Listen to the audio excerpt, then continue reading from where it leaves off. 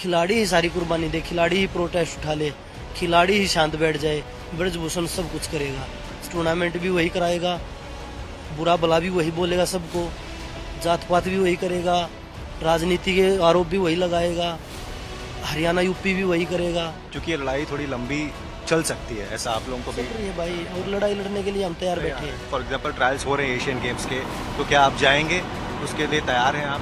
देखिए, तैयारी नहीं है उसके लिए, और जब ये लड़ाई हमारे लिए पहले जरूरी है। चूंकि आप देश के मेडल प्रोस्पेक्ट हमेशा से रहे हैं, माने जाते रहे हैं, इस साल भी एशियन गेम्स है, अगले साल 2024 में ओलंपिक्स है। इस धरने की वजह से आपका पर्सनली कितना नुकसान हो रहा है? क्योंकि आप प्रॉपर ट्रेनिंग नहीं कर पा रहे हैं मैट पर, मुझे नहीं पता कि कितने दिन से आप गए हैं। ऐसे में किसको प्रायोरिटाइज करेंगे आप? क्योंकि देश की जनता भी आपको मेडल लेते हुए देखना चाहती है, और आपकी यहाँ पर जो जिम्मेदारी है कहीं ना कहीं वो इस लड़ाई में भागीदार बने रहने की है।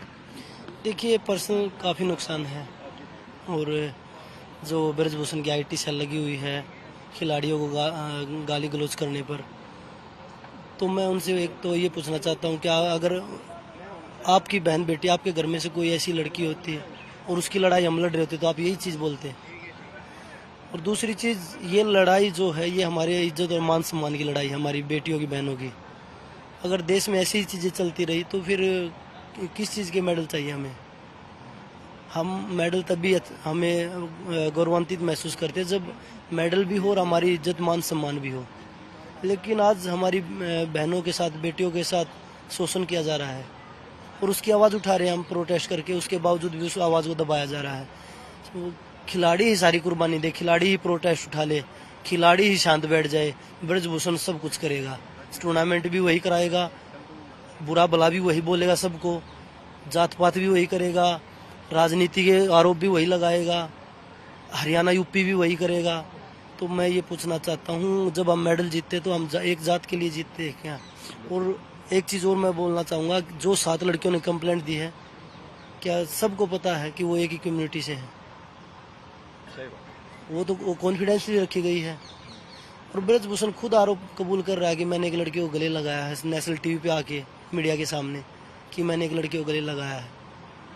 अच्छा बजरंग भाई, मान लीजिए क्योंकि ये लड़ाई थोड़ी लंबी चल सकती है, ऐसा आप लोगों को भी चल रही है भाई, और लड़ाई लड़ने के लिए हम तैयार बैठे हैं। फॉर एग्जाम्पल अभी 2-3 महीने में एशियन गेम्स है, ट्रायल्स के लिए आप जाएंगे? बुलाए, मतलब फॉर एग्जाम्पल ट्रायल्स हो रहे हैं एशियन गेम्स के, तो क्या आप जाएंगे, उसके लिए तैयार हैं आप?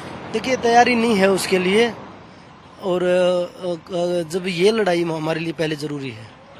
मैंने पहले ही बोला, अगर ये लड़ाई हम जीतते हैं तो आगे जो आने वाली जनरेशन है हमारी, बेटियां हैं, बहनें हैं, वो सुरक्षित महसूस करेंगी, और उनके माँ बाप ये सोच के कि भाई हाँ, अब हमारा जो लड़कियां हैं, बेटियां हैं, वो सुरक्षित एनवायरनमेंट में हैं।